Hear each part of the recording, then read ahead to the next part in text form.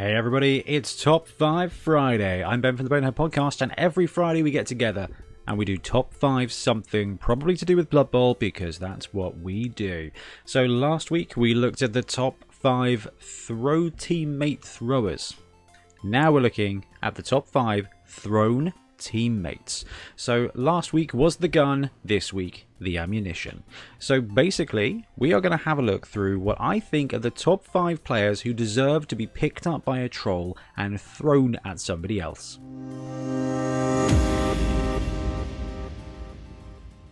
Number 5, and we're starting out strong here guys, it is the Halfling Catcher. So when they introduced this in Blood Bowl 16, I loved this positional. It is expensive, kind of. It feels expensive when you're buying a Halfling team. You want to keep your TV low normally, and the Halfling Catcher coming in at 55,000. Movement 5, Strength 2, Agility 3+, Passing 5+, Armor 7+, Dodge, Right Stuff, Stunty, sure. But it has Catch, and it has Sprint. So, when you are thinking about throwing a teammate, you kind of got a couple of different angles here. The first one is, I want to score a touchdown. So the beautiful thing here about the Halfling Catcher is it starts with catch. I know it's in the name and that seems really obvious. But the fact is, when you are doing a one-turn touchdown kind of situation, being able to hand off the ball to a Halfling Catcher, that catch reroll is going to be massive. Because what it does mean is it means you've saved that reroll for later on. For example, when you are throwing a Halfling. So this guy gets thrown, he's landing on a 3+, spoiler alert, everything on this list lands on a 3+. I think that's appropriate. But the beautiful thing here is that yes, it's armor 4.5 or whatever it is, armor 7, so if it lands badly it's probably going to stay down. It's got sprint. So while it is movement 5, it can move 8 squares. So if you've got a 3-man boy who's throwing this guy 6 squares up, you can afford to drop 1 square back. Okay, so the odds are good that if you throw a scatter, it's going to be basically 1 forward, 1 back, 1 side to side. That makes a lot of sense. Basically, that means that this catcher has got really good chance to then be able to just run those 8 squares into the end zone. Okay, it gives you that kind of buffer, that 1 square backwards buffer that's going to be massively useful when it comes to the Halfling Catcher. And, you know, I'm a big fan of paratrooping, so dropping a dude into the backfield. Having that sprint, it just makes it 1 square faster. So that is why for me, I love the Halfling Catcher, and it is my number 5 thrown teammate.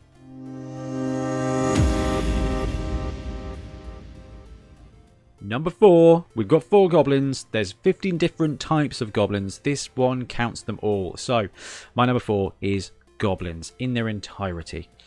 Movement 6, Strength 2, Agility 3+, Passing 4+, I think normally.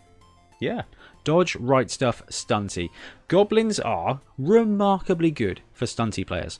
They really are. If you've played in a Stunty League environment with either the Fumble Stunty League or just a bunch of Stunty Leagues from standard Blood Bowl, goblins feel hench. And the fact that they can be thrown is ridiculous. And they have got movement 6. So we were just talking about the Halfling Catcher being really good because it can move 8 squares when it lands. These guys can just move 8 squares when they land anyway. They don't have to have sprint. It means they can get sprint. And the great thing about the goblins as well is that they are armor 8+. So if you fluff the landing, you've got 44% chance of breaking the armor at that point. Which is really good. So you've got more than a half chance to survive impact with the ground, which is why I 100% recommend jump up when it comes to goblins. When it comes to goblins, just use jump up. Okay, you can now throw prone players. So goblin falls over, I don't know what happens. You know, something bad happens. The goblin's prone. It's got jump up. Throw it. Doesn't even matter, just throw it, and then that goblin's going to pop up. And this is why goblins make absolutely superb paratroopers. They are one of the best stunty to chuck into the backfield to just harass your opponent, because a goblin is a great player. They are 40k, which is expensive for stunty, but they're going to be alright. Now, specifically when you're looking at goblins, there are a couple of goblins which are slightly better. So the Renegade Goblin, top draw. Okay, and the Underworld Goblins, again, where they have that access to mutation, it means that as they level up, Sure, jump up is great, but the fact is they can just take 2 heads, which means that these guys, once they are thrown into the backfield, they're 2+ everywhere forever, which is just phenomenally good. The other one to mention here is the Goblin Bruiser. Because it's got thick skull, it means that if you break the armor, it is more likely than not basically it's going to escape. So you've got the whole stunty thing where on a roll of a 9 they're badly hurt, but thick skull just kind of evens it out and makes them more resilient. So when it comes to goblins, you've got the vanilla goblins, you've got the thick skull goblins who are going to survive impact with the ground a little bit more, and you've got the mutated goblins who develop. But as a core, all goblins are equal, and they're my number 4. My number 3 is one of the most fun players in the game, which makes sense because it is the Snotling Fun Hopper. So that fun is for fungus, not just for fun, I'm assuming. However, they are incredibly fun.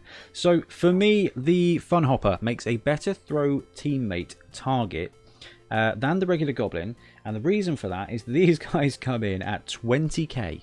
They're movement 6, strength 1, agility 3+, passing 5+, armor 6+. They have got dodge, right stuff, sidestep, stunty, and pogo stick. So they are movement wise exactly the same as a goblin. We like that already. Armor wise, definitely not, but they've got the same agility, so there's the same chance to land properly, and when they do, they have got the same amount of movement as a goblin. But there are there's just 2 advantages here when it comes to the Fun Hopper. Because the Fun Hopper has pogo stick, you always have a cheeky 3+ fly away from the world roll. Okay, it's great rolling 3++, stunty dodges, which this guy also has. So you can put yourself in a situation where you get a choice to make a single 3+ roll to fly 2 squares. Okay, if you've got a team reroll, go for it, because that is going to be better than taking 2 3+ dodges. So you can get out of dodge a lot easier with the Fun Hopper, and the fact is it's got pogo. Because it's got pogo, it makes it such an incredible target for jump up as well. Okay, so not only are you likely to want to take jump up just to keep it around and doing stuff, because you're going to fail leap a lot, so it's not a terrible idea, especially if you're going to be paratrooping this into the backfield to just harangue people. Now, strength 1 makes it a worse paratrooper than the goblin. Goblins are just fantastic. They are basically linebackers compared to these guys. But the fact is, it is often much better to make a single 3+ roll than it is to make 2. Even if you've got that dodge reroll. Okay, you're rolling 3 dice with a dodge reroll. If you've got a team reroll, you can put it away. You've got that leap ability, or the pogo stick ability, which has got no modifiers to it, which means if you are going to be trying to score with the throw teammate, the Fun Hopper is just a superb candidate. It is risky. Throwing teammate is risky. Go watch the Theory Thursday where I slightly messed up the maths and some of it. It's still not great. And that is why this is just awesome. It already has those skills, and it's 20k. Okay, it's 40k once you've given it jump up, sure, but that is the price of a goblin. I love this. And I've got more Snotlings here. Number 2 for me is the Stilty Runner. So I love the Stilty Runner. Again, coming in at 20k. Movement 6. Strength 1, agility 3+, passing 5+, armor 6+, dodge, right stuff, sidestep, sprint, and stunty. This one goes on the list because it is as fast as a goblin. It's as agile as a goblin. Literally as agile as a goblin. Right stuff, yep. Has a cheeky bit of sidestep as well, which will come in every now and again, but not going to be massively useful when it comes to throw teammate. But the fact is, this piece comes in at 40k and starts with sprint. It is faster than a goblin. So if you want somebody to land there and run in the ball, if you fail the landing, it doesn't matter what your armor is. Okay? If you've got the ball on the Stilty Runner, and you've got a ball on the goblin, they're both 3+ to land. 4+ if the pass isn't that great. Beyond that, it doesn't matter. At that point, the Stilty Runner has 1 more square of movement potential, which means when you do the scatter roll, you can afford to drop 2 squares back. You've got 13 squares to go. This one can move 9 squares. Let's just put that 9 squares. Okay, so as long as you throw 4 squares up, it's going to be in a good spot. And that's the other beautiful piece here with the Stilty Runner. If you are willing to risk going for that quick throw, you can afford to quick throw with the Stilty Runner sometimes. And you're going to get a good scatter, because you only need to scatter 1 square for you still to be in scoring range of a 1-turn touchdown. So the Halfling Catcher has got Sprint, it's got Strength 2, does a good job. The Goblin does a superb job. The Fun Hopper has that leap potential. The Stilty Runner is just the fastest of everybody that we've seen so far, because it starts with a potential movement of 9. And that is the reason why I'm pegging this guy as my number 2 Throne player. Which brings up number 1, which has to be the Doom Diver. Okay, so the Goblin Doom Diver actually got nerfed in this edition. Can't remember how much it is now. I think it's something odd like 65k. I think it actually got a bit more expensive. And it lost the +1 to land. Doom Diver is now 60k. There you go, 60k, movement 6, strength 2, agility 2, 3+. Passing 6+, makes sense. It's got stuff strapped all over it. Armor 8+, right stuff, stunty, and swoop. So this is a really tough one because it doesn't start with dodge. It doesn't start with dodge, and when you are doing a 1-turn touchdown, you are more likely than not going to need that dodge. However, it will score a couple of touchdowns, and all you need is a couple of touchdowns to get it dodge. And when it gets dodge, it goes from just the top of the list to in a league of its own. And the reason for that, guys, is it has swoop. And the massive difference here is that when you throw any other of these players, you have to roll the D8 scatter. You just have to hope, because it's 3 times. It can go back 3, it can go forward 3, it can go left 3, it can go off the pitch 3. Okay, that happens. Not with the Doom Diver. The Doom Diver legitimately will always go forward 3 squares. Not directly forward, it might go diagonally, but it will always get 3 squares further away from your thrower. And that does 2 things. The Doom Diver is movement 6. So let's say you are throwing your guy 6 squares. When it lands, it can then move 6 squares. It can then go for it 2 squares. Okay, so that's 6, 12, 14. It also gets thrown an additional 3 squares for life. That is 17 squares. That is 4 squares south of the line of scrimmage. This player has the furthest reach of any player in the game.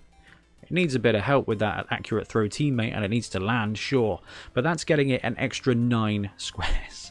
That is like a Doom. It's like a genuine, just like a Goblin being picked up by a gutter runner who runs down the pitch, drops the Goblin off, and lets the Goblin run in. Swoop is huge, and yes, this guy does not have dodge, and that's gonna be tough. But when it gets dodge, it's gonna be awesome, because you've got to do it. Now, it does make it a really risky procedure. Okay, you've got to use those rerolls on making that throw happen. But when you are in the backfield, unless your opponent has literally deployed for 1-turn touchdown, you've got up to 8 squares to run around and find a way into the end zone. And you are already probably 9 squares closer to the end zone. Alright, so if your troll is on the line and it throws your Doom Diver, that Doom Diver has then got 4 squares to score a touchdown and 8 squares of movement to do it. So assuming you land okay, you can probably get away with a cheeky 1 dodge, go back, run around, there's your touchdown. Do it twice, then you've got dodge, and you are absolutely winning at life. So, it's tough, and every single one of these players is awesome. The Halfling Catcher coming in at number 5 is an insult, because that player is awesome. They need 4 on that team. They just need more, right? The Halfling Catcher is amazing. The Underworld Goblin is just phenomenal. Standard Goblins are just brilliant. And the Bruisers are awesome. That Thick Skull is just underrated beyond belief. Then, you know, you've got the Stilties. You've got the Fun Hoppers, who are 20k each. Just 20k for a player that can just leap over others on a cheeky 3+. Move 9 squares. Snotlings, again, underrated. And the Doom Diver has always been, since it got introduced anyway, the best throw teammate. And it got nerfed And for me, it is still number 1. Yes, it doesn't have dodge, but it's going to get dodge real quick because this guy can traverse, how many squares did we say? 6, 9, 15 before, yeah, 6, 9, 15, 16, 17 squares. I'm a Skaven coach, and I've never done that. Anyway, guys, thank you very much for watching. I love these top 5s. So we'll come up with something clever for next week and we'll get your thoughts on it as well. So I'm going to wrap up. Thank you very much. And let me know what you think of this list, who I've missed. And let's hope that Games Workshop keeps coming up with some great stunty players because just insanely fun. Anyway, guys, happy dodging.